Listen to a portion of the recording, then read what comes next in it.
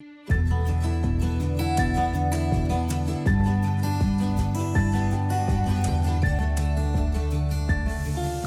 replace the Bergerac Plancha's ignition module, you will need a T25 and a T20 Torx screwdriver.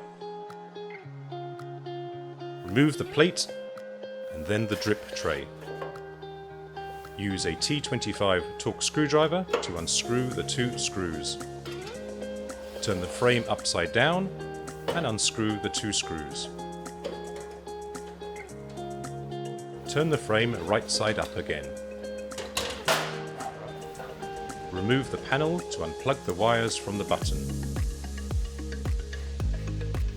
Next, unscrew the two screws in the module using the T20 Torx screwdriver. Finally, unplug the wires from the module. Replace it with the new module by repeating the various steps in reverse.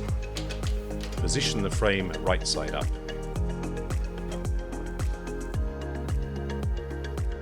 Do an ignition test to ensure the ignition module is working. The plancha is ready.